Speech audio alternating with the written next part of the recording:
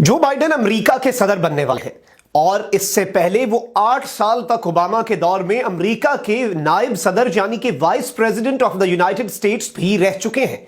आज की इस वीडियो में हम अमेरिका के एक साबिक हुक्मरान की जिंदगी और पाकिस्तान के वजीर आजम बनने वाले नवाज शरीफ की जिंदगी का एक छोटा सा मवाजना आपके सामने रखेंगे।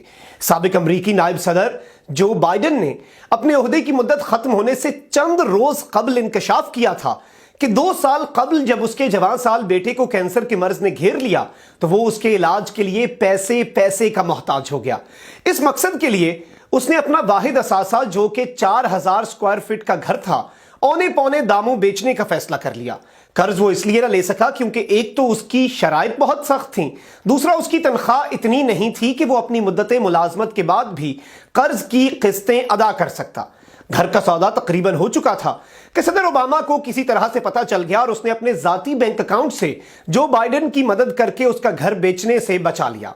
जनवरी 2015 में जो बाइडेन का बेटा कैंसर जैसे मूजी मर्ज का मुकाबला ना कर सका और दुनिया से चला गया।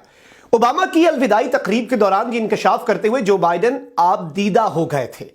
ये कोई नसीम हिजाजी की नॉवल की दास्तान नहीं बल्कि दुनिया के सबसे ताकतवर मुल्क अमेरिका के नायब सदर की बिल्कुल सच्ची कहानी है। ख़वातीन हज़रात, क्या मुमलिकत इस्लामिया पाकिस्तान समेत दुनिया के किसी एक मुसलमान मुल्क के हुक्मरान ऐसी कसम पुरसी की जिंदगी गुजारते होंगे जैसी अमेरिका के इस नायब सदर जो कि अब सदर बनने जा रहा है इसने गुजारी? चंद सवालात हैं जिनके जवाब मैं पाकिस्तानियों पर छोड़ता हूं। क्या अमेरिकी नायब सदर बैंकों से कर्जा लेकर माफ नहीं करवा सकता था? क्या अमेरिकी नायब सदर का कोई दोस्त मियां मंशा और मलिक रियाज नहीं था जो उसे अरबों की प्रॉपर्टी बगैर किसी लालच के दे देता?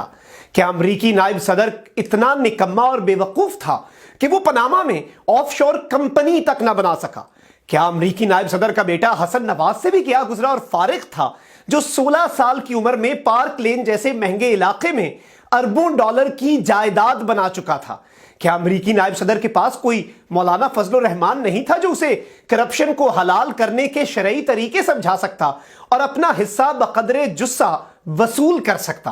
क्या अमेरिकी नायब सदर के पास पाकिस्तानी हुक्मरानों जैसे सवाबदीदी इख्तियार नहीं थे कि जिनके तहत जब चाहे अरबों रुपए के जाती जहाज खरीद सके, 35 लाख रुपए का डिनर कर सके, सरकारी खर्च पर वजीर आजम हाउस की तज़य्युन आराइश पर करोड़ों खर्च कर सके और फिर उन्हीं सवाबदीदी इख्तियारात के तहत चंद करोड़ अपनी जेब में डालकर अल्लाह तेरा शुक्र है कह सकें?